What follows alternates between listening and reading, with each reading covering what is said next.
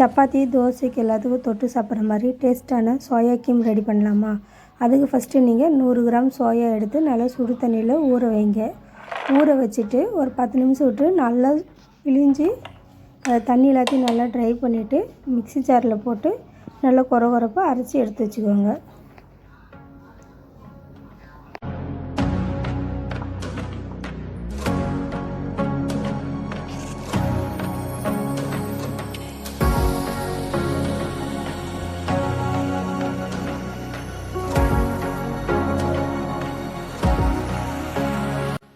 இது மாதிரி நல்லா கொரகொரப்பாக அரைச்சி எடுத்து வச்சுக்கோங்க. வானல் நல்லா சூடாயிட்ட அப்புறமேட்டு தேவைக்கேற்ப எண்ணெய் ஊற்றி பட்டை, லவங்கம், ஏலக்காய், பிரியாணி இலை, கஸ்தூரி மெத்தி, சோம்பு இது எல்லாமே போட்டு நல்லா வணக்கி விடுங்க. வணக்கி விட்டுட்டு 4 பெரிய வெங்காயம் பொடி பொடியாக நறுக்கி எடுத்து வச்சுருக்கிறேன், அதுவும் இதோட ஆட் பண்ணி நல்லா வணக்கி விடுங்க.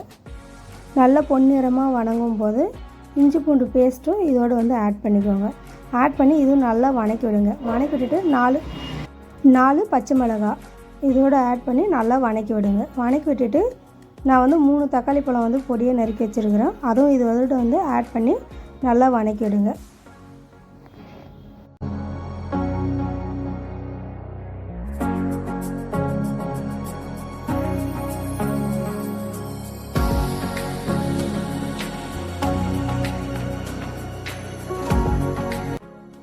நல்லா வணங்கிட்ட அப்புறமா இதோட வந்து தனியா, சில்லி பவுடர், கரம் மசாலா, மஞ்சள், உப்பு அதுவும் சேர்த்து நல்லா வந்து வணக்கி விடுங்க. எண்ணெய் நல்லா பிரிஞ்சு வர வரலும் நல்லா வணக்கி விடுங்க.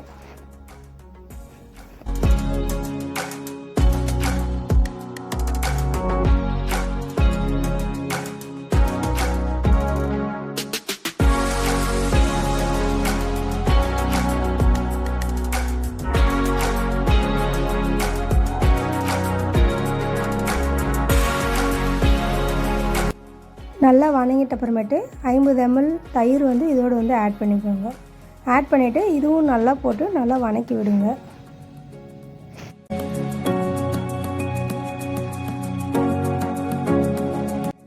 இது நல்லா வணங்க கொஞ்சமாக வந்து தண்ணி ஆட் பண்ணிக்கோங்க. ஆட் பண்ணிட்டு நல்லா வணக்கி விடுங்க.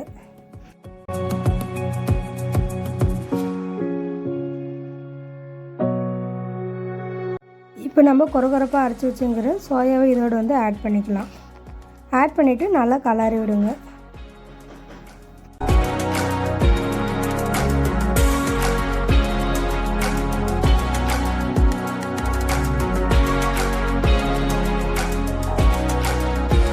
இது கூட இன்னும் கொஞ்சம் தண்ணி ஆட் பண்ணிக்கோங்க. லாஸ்ட்டாக வந்து மிளகாத்தூள் கொஞ்சம், பெப்பர் கொஞ்சம் போட்டு ஆட் பண்ணி நல்லா மிக்ஸ் பண்ணி விடுங்க.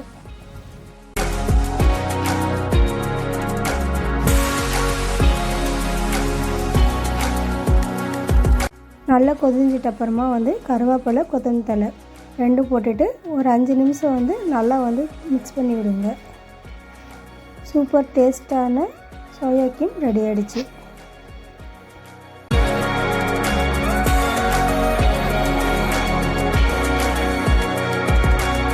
இந்த சோயா கீம் சப்பாத்தி, இட்லி, தோசை எல்லாத்தையுமே வந்து டேஸ்ட்டாக இருக்கும். நான் வந்து இன்ஸ்டண்ட்டான தோசை மாவு வந்து ரெடி பண்ணேன். அதுக்கு வந்து 1 கப் ரவை, 1 கப் கம்பு 2 நைஸாக அரைச்சி எடுத்து வச்சுக்கோங்க. அதோடு வந்து 1 கப் தயிரும் ஆட் பண்ணி நல்லா மிக்ஸ் பண்ணி விடுங்க. தண்ணி கொஞ்சம் ஆட் பண்ணி நல்லா மிக்ஸ் பண்ணி விடுங்க. மிக்ஸ் பண்ணி ஒரு 5 நிமிஷம் 10 நிமிஷம் ஊற வைங்க. ஊற வச்சிட்ட அப்புறமேட்டு 1 கப் அரிசி மாவும் இதோட ஆட் பண்ணி 1 ஸ்பூன் சால்ட்டு இதோட ஆட் பண்ணி நல்லா மிக்ஸ் பண்ணி விடுங்க. மிக்ஸ் பண்ணி விட்டுட்டு நீங்கள் தோசை ஊற்றுங்க. இன்ஸ்டண்ட்டான தோசை மாவு ரெடி ஆகிடும். இந்த வீடியோ உங்களுக்கு பிடிச்சிருந்தா மறக்காமல் லைக் பண்ணுங்கள், ஷேர் பண்ணுங்கள். தேங்க்யூ.